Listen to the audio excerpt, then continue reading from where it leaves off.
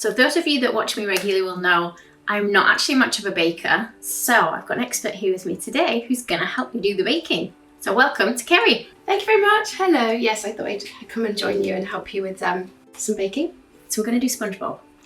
Fabulous. So have you thought of a flavour? I'm thinking pineapple. I think for reasons. But I know you had some other good combinations. Whenever I think of a cake flavour, I can't just think of one flavour. I always think of all the things that would go with that flavour. So I have bought quite a selection of different combinations. Fantastic. Kerry's gonna find out just how much of a picky eater that I actually am now.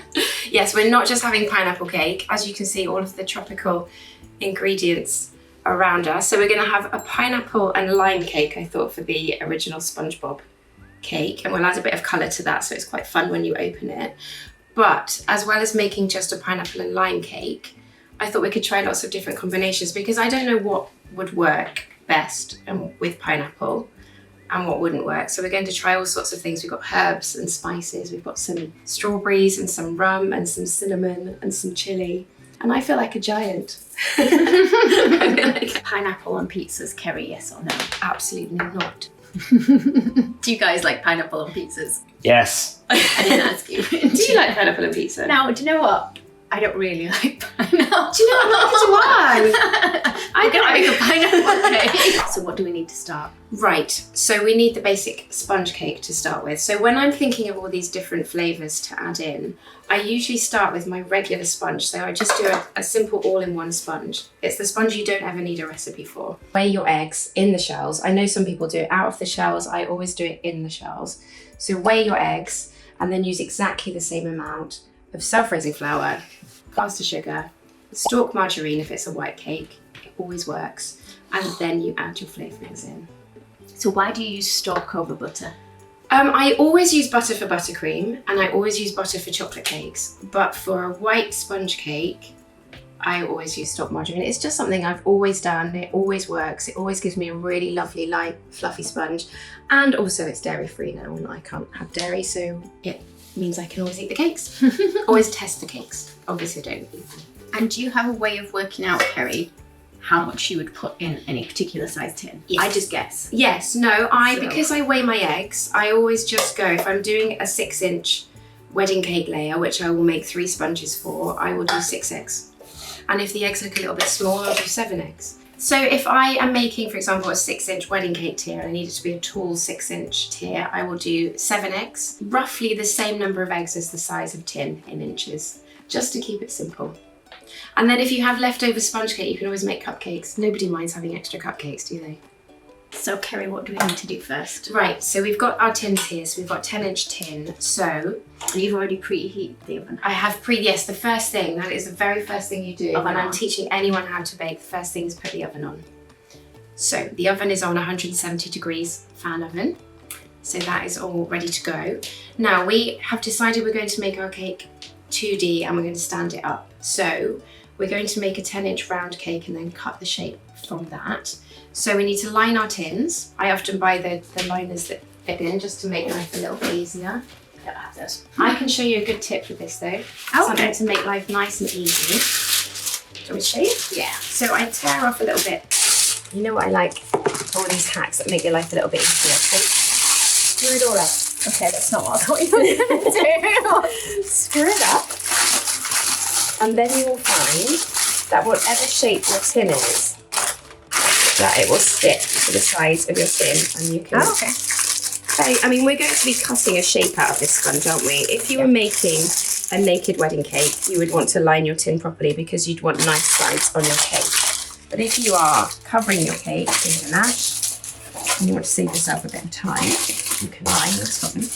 This way. That's great then if you're doing like carved cakes. Yeah. Where you're going to be cutting a lot off. That would save a lot of time. Do I need to grease it or anything first to make it stick? You don't need to do anything, just put it in. You definitely make it look easier than what I'm making it look. That's fine. No, that'll be fine. The weight of the cake mixture will hold it down. So the oven is on. Yep. The cake tins are ready. So we can make our cake. We are also going to make some crazy flavour combinations just to try them. Some may work, some may not. So you have a mixology class? Yes.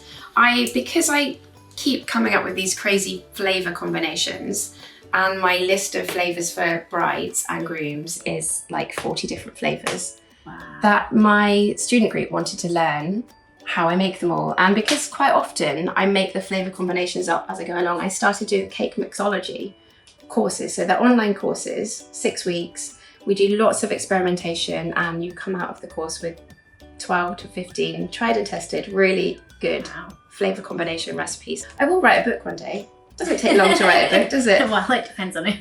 You're as slow as me. It took me about 6 years. So we've got these pineapples, haven't we, that we're going to fill? Because I've got loads of these in our online shop. In fact, they're actually in the sale because I don't really do much baking. But I thought they're great at this size-wise. Yeah, for the very different cute. flavour combinations. Very cute. So I think they're probably maybe almost cupcake and a half, 2 cupcake size. So if we use, I think for those 2 sponges, we would get away with an 8 egg mix and then an extra 2, so 10 eggs. So let's go for 11 eggs, shall we? Just so we've got plenty, and then we'll be fine. So we'll make it the whole mixture, pineapple and lime, and then we'll get these in the oven, and then we'll do a bit of experimenting with the mixture we've got left. Did you know the E on the bottom here, so it says 500 grams E, that is an estimate. So where it says 500 grams estimate, it might not actually weigh 500 grams. Look at that, 498 grams. Now I am going to put the flour into a separate bowl. So because we've done it all in one, and we haven't whisked the sugar and butter together, what we need to do is put this on the mixer until the mixture is combined, and then you want to whip it on high speed for 30 seconds. Both Kerry and I have both got food colouring, I think, in our fingernails again today. Perk of being a cake decorator. So that's all mixed, so now turn it up to high, all the way up to high for 30 seconds, so you need to count to 30. A few moments later. That's absolutely fine. Yeah, so make sure everything is mixed together, and then once it is mixed and combined, then turn it up to high for 30 seconds just to make sure so that the butter and sugar are all mixed together. Approximately 2 to 3 tablespoons of pineapple juice in there. Let's sniff it just to see if I can smell. I can smell the pineapple. Oh, yeah. So these are our pineapple-y colours, aren't they? Lemon and lime. Lemon and lime. Lemon and lime, but no flavour, just colour. So these are oil-based colours, and they work really well for colouring the sponge mix. If you want to, you obviously don't have to. They're oil-based, so give them a good shake. Mix it all up. Did you know the tip for opening these? Inside the lid, there's the little stopper there. Turn it upside down. And you just turn the lid over, and you have an open bottle.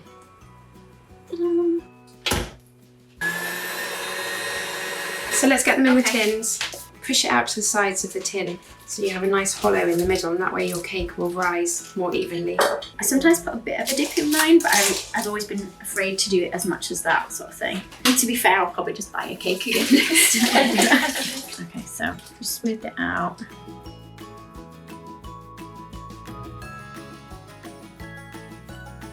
One eternity later.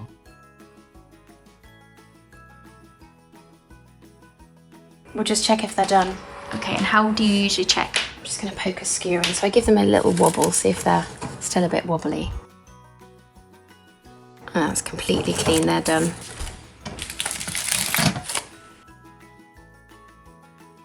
Okay, so whenever I'm making a cake that has citrus in it, I like to do a citrus syrup on the top, just to add another dimension of flavour. So we're going to have a bit more lime zest. I always do it this way as well, just to save, I think it saves my fingers a little bit more. Put a little bit of the zest in.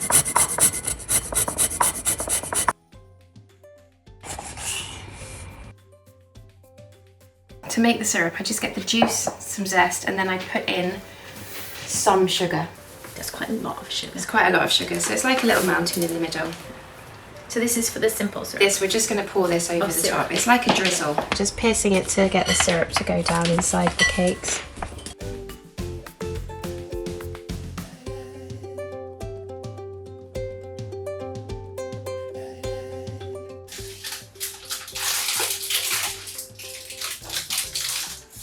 That colour.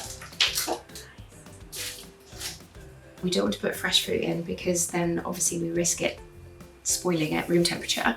So I'm calling it a jam, but it's a very loose technical version of a jam because it's more like a compote crossed with a jam. So basically I just want to cook down the pineapple and add some sugar to it so it's preserved. So when it's inside the cake, it's going to be stable. So what's the difference between a compote and a jam? A jam is more set and a jam will last for longer. A compote is more like a, just like cooked fruit really with added sugar. So it's like, you might have it on your porridge. So what's the difference between like the caster sugar that we use and I noticed in the supermarket some say jam sugar? What's the difference? Yes, it has pectin in. So if that's the setting agent. So if you want to make a jam that you can then like use your glass of strawberries from your allotment or your raspberries you've got growing in your garden, if you want to use those for jam, then you would use a jam sugar or you would add in a citrus fruit. So we're going to add in lime, so that is our pectin, our setting agent, because some fruits don't set. If you make a jam with them, it will never go set like jelly-like. It will just always be more like a fruit puree. Okay, so that's the difference. But what we're doing here is we're just cooking our fruit just to ensure that it's more preserved and it will last longer in our cakes. So you can use fresh pineapple, you can use tinned pineapple, you can use rings, you can use chunks, you can use whatever you like. The idea is we want to cook the pineapple with some lime, with some sugar, so it's all cooked down. Do you want the juice or not the juice? Well, with pineapple, you might need to add a little, like if you're making plum jam, you add a little bit of water to cook them in. So if we add a little bit of juice, yeah, that's probably enough. And then I'll take the pineapple out and chop it. Would you like a fork? I've got fingers, it's fine. There we go. So I'm just going to chop this. You don't actually get that much pineapple, do you? No, we don't need loads. I mean, what we're making here, any leftover will keep. And you'd keep it in a jar in the fridge for a couple of weeks. So it's not like a traditional jam that you can keep for a long time. I'm just going to put that to the edge and I can slide it in like they do in the cooking shows. So we've just got some pineapple in there. We'll add some lime. We'll add the zest and juice of one lime, I think, and then we'll add some sugar. Yeah. I literally am just watching. I promise I'll do more when it gets to the decorating part. So when you're making jam, if you have, for example, 100 grams of raspberries, you use 100 grams of sugar, so it's equal quantities. This, I'm not measuring, I'm not going to be weighing my fruit. Ooh, you don't want that bit in there. And working out how much sugar. So this is more, as I said, just to preserve it a little bit. So roughly equal quantities, but you don't need quite that much. That's music. So squeeze the lime juice into there. Okay, so just mix that up. So it already looks nice, doesn't it? We're just gonna add some sugar. So I'm just adding some sugar into that. It's not as much as you'd add if you were making a jam. We're just adding in some sugar. And now we need to get this heated, bring it to the boil, and then let it simmer for a few minutes, and then just let it cool.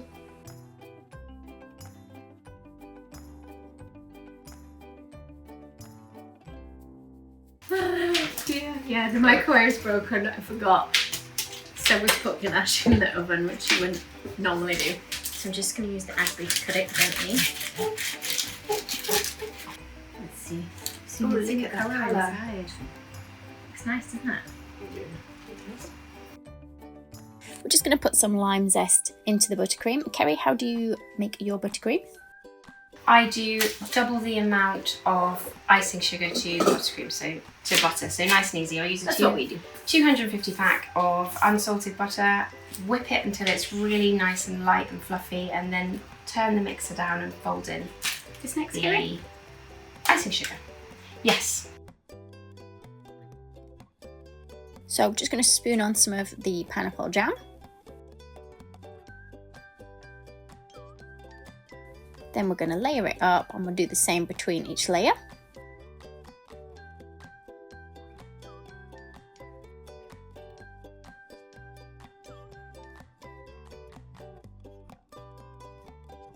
So we'll cut it to shape now.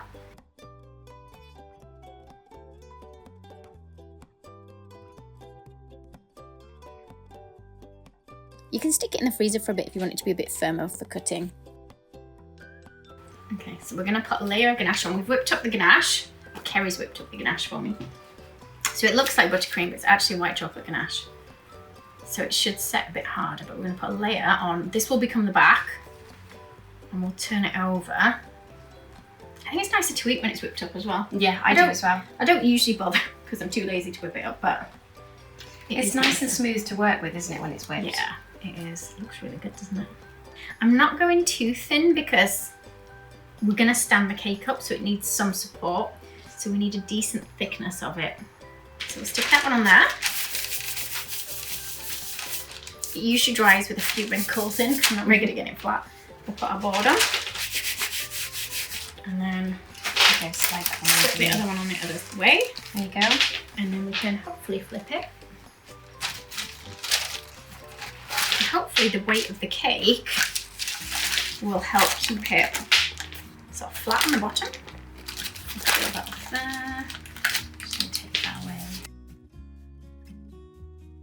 Okay, so I'm gonna cover the other side, or the top and the sides now fully in this whipped up ganache.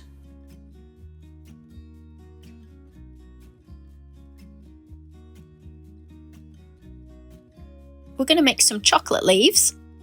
We've tempered the white chocolate and we're going to add some of the green caramel. And we're using colour milk because it's oil based, so it'll mix into the chocolate without splitting it.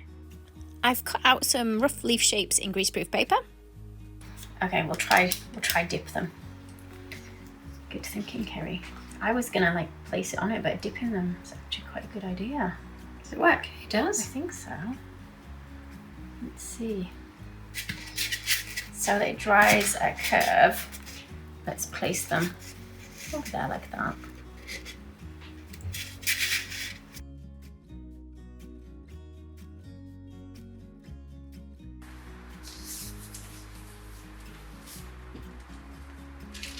So we've got quite a few more of these to do. I'll give it a second layer of ganache.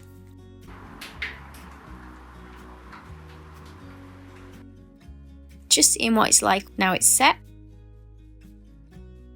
Gonna just trim off these edges to try and flatten it. Ooh, a little bit untidy. So once they're set, you can peel off the greaseproof paper very carefully. I was very worried about how fragile they were. Next, I'm going to paint them. Now I'm going to use cocoa butter, so I'm going to put some boiling water into a bowl, and then I'll put a plate over this with the cocoa butter on, which will melt, and we'll colour that using the powdered food colours. So there it is, already melted, and I've just mixed it with those powders, and then I'm going to paint it on. Just make sure the cocoa butter is not too hot because you don't want to melt your chocolate leaves. Ooh. And then I'm just going to paint on a variety of different greens, trying to get it to look like the SpongeBob pineapple leaves in the picture that I printed off. Bit of white to highlight some areas. And I'm going to do this on all the leaves, or at least I say I'm gonna. I actually got bored after painting a few of them, so I painted some and then I painted the rest later when they were actually in place on the pineapple. So while those are drying, I am going to make the little chimney. Is it chimney that sticks out the side of SpongeBob's house? I'm using modelling chocolate for this one. I've dyed it a grey colour. You could use modelling paste as well, or even fondant with some Tylos. So I'm just going to put a little hole in the top, or not even a hole, but an indentation so it looks like it's hollow even though it's not. And then let's put some lines on for like the different rivets and pieces of metal that it's made out of. Let's give it a little bend, a little right angle. And we'll just take a little bit off because I think I've got a bit much there. So it's nice and thin at the end. But where it's thin, it's going to be less stable, so we'll sort that out in a minute.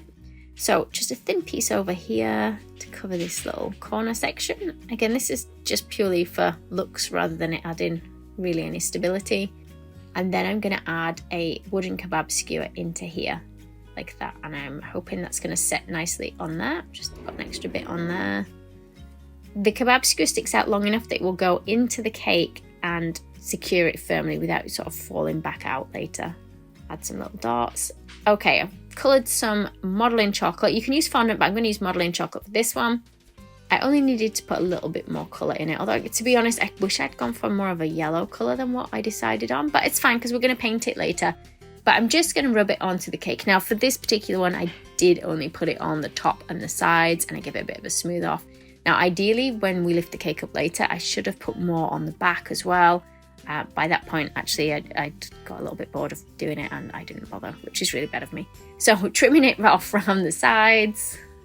But if you do decide to do the back, unlike me, you can do that at the end anyway, guys. You don't have to do it at this point. So I'm working on it while it's down. I won't pull it up until later, but I've marked in the windows and doors, and then at this stage I decide I want to stick the chocolate leaves on because, you know, I should have done it at the end, but I was wanting to see what they look like, if they would work. So I put on the painted ones with a bit of chocolate. I also can see piped a bit up the back of each chocolate leaf as well because they were fairly fragile and I was worried about them breaking. So yeah, I'm going to leave those to set. And then I cut myself out some templates of all the pieces, like the little diamond shapes of the pineapple. So I printed myself off an image to the right size, and then I'm just drawing around them or marking around them with a Dresden tool, and then I'll cut that out with a knife. Just press down with your fingers any untidy edges, and you're gonna do this for like every diamond shape that wants to go on there. I don't know what the sections of a pineapple are called, so I'm just gonna call them the diamond shapes. Okay, I could have gone a little bit thinner than what I did do. I wanted them to stick out a little bit. And you know, after I did this, I decided that what would have probably been best would be to just have left the ganache and stuck this straight on the ganache rather than having that layer of modelling chocolate that I had on earlier. So I'm going to stick these on in place. I'm going to leave them sort of going around the doors and the windows that I marked on earlier. And I'm just attaching them with a small amount of water on the back of each one to stick it in place. And I keep doing that till it's covered. Then let's get our door in place. So I've just gone for kind of a grey colour. Although it kind of looks a greeny grey on my computer. But it was grey, I promise. Okay, let's cut a thin strip that's going to go around the edge of the door. A nice trim for the door. Gently laying it in place. Some little tiny round balls of the paste stuck on. When I say paste, it is the modelling chocolate I'm using, guys. Let's put a slightly bigger one in the middle of the door. And let's create a little circle with this leftover bit here. Just do my best to kind of squeeze it together and get rid of that join. Then we've got lots of teardrop shapes that are going to go around the edge. So it looks like a boat steering wheel. Is that called a helm? I don't know. You guys tell me in the comments below what it's called. Okay, then the little portholes windows. Are the windows like meant to be little portholes? I think they are, aren't they, because it's underwater. So we're going to cut those out as well. Stick those in place. Again, I've gone quite thick with these because I wanted them to stick out compared to the rest of the modelling chocolate for the pineapple. And I could have gone with a 3D sort of more rounded pineapple shape for this than what I did, but I thought if we did a flat one like this, it makes it nice and easy for us to work on it and we can stand it up. And also I noticed a lot of people have already done SpongeBob pineapple cakes, so I thought if we did a flat one like this, it makes it a little bit different to the ones that are already out there. And then you guys can watch all different ones and decide which ones you like best for which one you might want to recreate. Okay, so I am going to paint it on. I realised I did show you the type of paints I was going to use, but I'd forgotten to put these little brown bits on the end of the pineapple diamonds. Again, I don't know what these bits are called either, but we're putting on little cross shapes with it. Then when these are on, we can paint it. So I'm going to use the Karen Portoleo paints for this. Now, these are edible food colours. I did do a cake show over in the Philippines and I was very lucky because Karen gave me a set of these to use and I haven't had much chance to use them, but they are actually really nice. They're almost like oil paints, but like an edible version of oil paints. But you do need to dilute them with, I don't know if it's just clear alcohol or what it is, this stuff. Again, it is edible though. So yeah, we're going to dilute it down with that. And we're going to use a range of like brown and yellow colours for the pineapple. So I don't need much, they're going to go a long way of these. And then just a tiny bit of that liquid on my brush mixed in with it. So I want it fairly diluted at first. Don't want too strong a colour, I can always darken it if I need to. So I'm going to try and catch the edges of the diamond. Again, I'm looking at my printout that I've got for whereabouts the areas are that are a little bit darker. Now, mine is looking sort of a more yellowy, mustardy colour than on the picture, where it looks a bit more orangey on my picture. But I'm going to keep going with this colour at first, and then we can add more different colours to it afterwards. So we can go a little bit browner on the edges. And my printer prints everything in a different colour as well to what it actually looks like on the TV. Have you guys seen the newest SpongeBob movie? I watched it with my niece the other day actually. I quite enjoyed it. So I'm going to go with a brown and paint between these diamonds. And when I'm doing this, this is where I'm thinking actually I should have, that first layer of modelling chocolate that I put over the cake, I should have just made it a darker colour to begin with, and then it would save me painting between those diamond shapes that darker colour, because it's quite tricky to get my brush in there between those parts. But I am just going to keep going with the whole thing on each of the diamond shapes and between. Keep having a little look at my phone for the actual colours. Going a little bit darker now again on the bits where I want more definition. At first when I paint, I'm not always overly confident, so I'd rather do it lighter. I think get a bit more practice in. I'm happier going on with those darker colours as I start to feel a bit more confident about what I'm doing. And all around that sort of the edge and the bottom of the pineapple, I would say are a little bit darker than sort of that middle and up near the top, because it would look more shaded down there. Okay, so let's add some colour to the windows. I'm going to go with a white, so the little reflection in the windows. Also going to take it and just add it to some of those little cross shapes we've done. Just where the light would hit so that it looks darker in kind of the creases and the outer edges and lighter in that middle bit. Again, if you don't want to add all the painting detail, you don't have to. Okay, then I actually want to make a grey for the door. Now I thought it had a hint of blue in it, but I think actually I added a little bit too much blue into mine when I first started doing this. You can see it's not quite the right colour there, but I'm going to put it on and then I'm just going to go over it with another colour. That's fine. So I don't want it to look like one flat colour here. So I'm just going to go over with a little bit of dark grey and some light colours and kind of dabbing it with my brush to make it a little bit mottled looking. And then we're also going to lighten some areas. So we're going to add white each time to the grey just to lighten it. And we're going to do exactly the same on the windows. And then to enhance that even more, we're going to add some black, just anywhere that would be shaded. So just around, can you see those little dots? Are they rivets? Is that what you call them? Rivets? I'm terrible. I don't know the names for anything, do I? So using a smaller fine brush for this. Still not the neatest at this. I know I need more practice at painting. I don't do it that often. Okay, and darkening under those windows as well. Okay, so I think it's coming together. I'm fairly happy with the painting on it now. Also need to paint that little chimney. So exactly the same. I'm going to use the leftover grey that I got from the windows and the door. And I'm going to try and get the top part lighter, basically anywhere that the light would fall on it. And again, if you print yourself off a template or an image to use, you can see exactly where the lighter and darker areas would be for putting those on there, like so. I've got it all over my hands again. Okay, now let's go finish the rest of those leaves that I decided I was too lazy to do earlier. It's because I was so eager to move on to the pineapple. But yeah, we're getting the rest of those painted and then I will get those stuck on in place. Another messy job. I should have worn gloves. Now, I thought I was happy with the paint job, but actually I'm going to add a bit more yellow to it just to brighten it up. I am looking at the on my picture and computer screen, and I know you can't tell on this one, but it looks a little bit yellower, so I'm just adding some yellow just in some parts, and also I'm going to add a little bit of white in some areas too. I don't know if it needed it or not. I don't know if you guys can tell the difference. I managed to break every chocolate leaf off, apart from one that I'd stuck on, so I basically was trying to lift it up, which I'm now doing with the broken leaves, and yeah, I snapped every leaf off. So maybe if you do one, guys, put the leaves on at the end, not before, like what I did. So let's go again with this, sticking them on with some melted chocolate, which I just dyed green. I'm using some freeze spray now to try and help set that quicker. I thought if I did it when it was laying down, it was easier because it could set on its own because it was balanced against the table. But now because I'm doing it this way, I'm going to use this spray to help set it in place so that I'm not having to hold it for ages. If anybody does a lot of chocolate work and you want to give me any hints and tips on this, feel free to let me know in the comments. Chocolate is not something I'm used to working with, and I still need to learn a lot about that. I actually used way more of that spray than I thought. I used the whole tin, or the whole can. The whole can of it went on adding those chocolate leaves. I'm fairly happy with them, apart from it's a little bit untidy where I've piped the chocolate on the bottom to stick it into.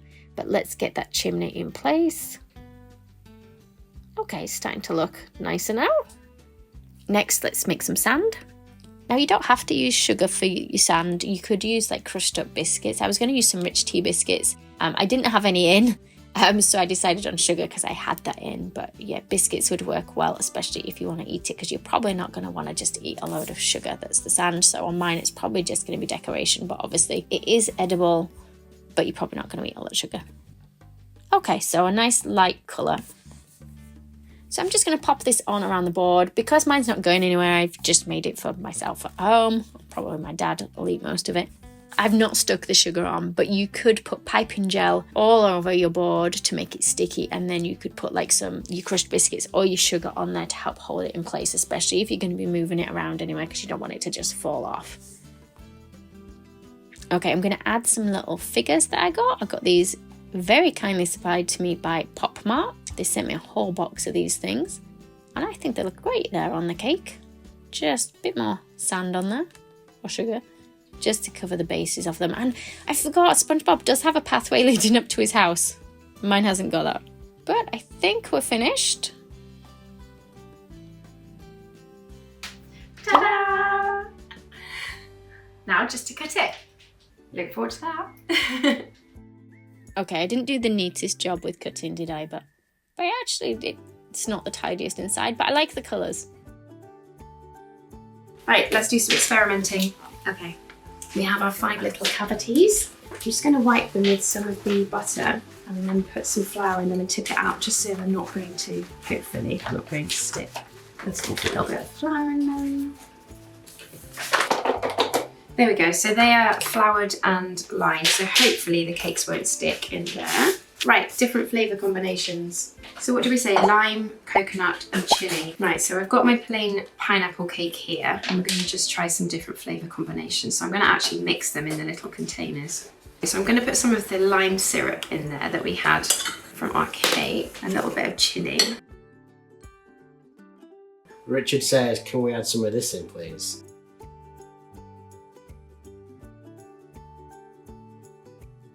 We're doing pineapple with rosemary and orange. So I'll mix those up on the counter and just pop those in. Put a bit more mixture in and give that a mix up together. So pineapple, strawberry mint, so that's kind of making me feel a bit pimsy. Now you can use fresh strawberries if you want to. I've got freeze-dried strawberries here, and it's back to that same being nervous about putting fresh fruit. I'm quite heavy on these flavours if you think for the size of the cake, but we want to make sure that we're giving it a good taste test and we can really taste it. There's a lot of mint in there. Right, lavender. So with lavender, you do not want to put too much in. I know we're going flavour heavy to try them, but it will just be like soap. Okay, so I'm going to chop a little bit of lavender. It's weird, I don't like mint because it reminds me of toothpaste. But yeah, I'm happy to eat something that tastes of soap. I love Parma violets. Do you? I'm not a big fan of those. I love them, they taste like soap. They do. There we go, so that is pineapple and lavender. So this one, we're going to make banana and cinnamon and pineapple, and we're going to add a little bit of rum in. I'm only putting half a banana in because we haven't got very much at all. So we have banana, let's have a little bit of the rum, and we need a little bit of cinnamon as well. Perfect, should we get that in the oven? So yeah, 170 degrees, I think about 20 minutes, and that'll be good.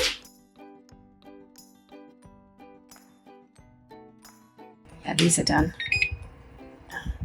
Oh, Even my one. Even your beast is done. There we go, we'll get those out. Oh.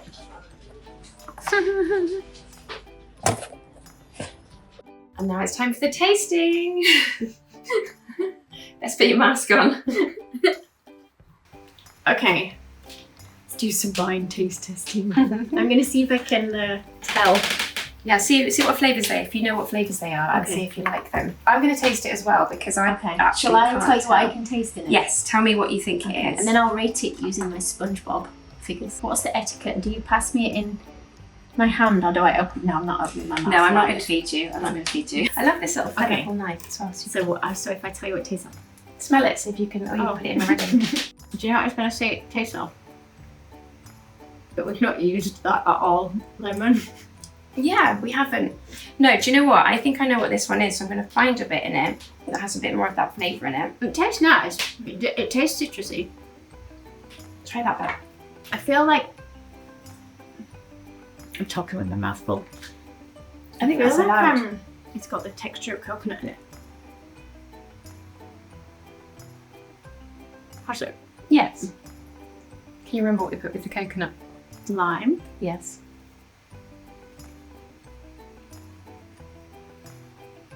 Did it have chilli in it? It did, and it also had Richard's special sauce. I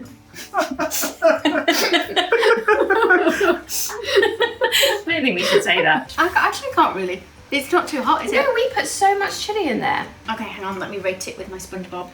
This is what I'm I was scoring getting this one. hands up. I like that one. Right, next one. Okay. Oh, this one's quite exciting. I think I know what this is. I think you might know what this one is too. Have a sniff. You're not going to want to eat it. It smells like mint. It's actually not, it's not too bad, it's not too strong. No, it's not. It's actually quite nice, and I don't like mint. It's not giving toothpaste, is it? No. It's giving, like I've just brushed my teeth and then I've eaten a piece of cake afterwards. What else was in with the mint one? Strawberry. I can't taste the strawberry a lot, but I can definitely Okay. taste the mint. That is really good, isn't Okay, it? I'm going to rate it based on the fact that I don't really like mint, but it was alright, but I don't like mint. Not too bad. But Richard liked it. Not too bad. That's kind of a straight face. Not too bad. It's not a sad face. I'm going to try that bit.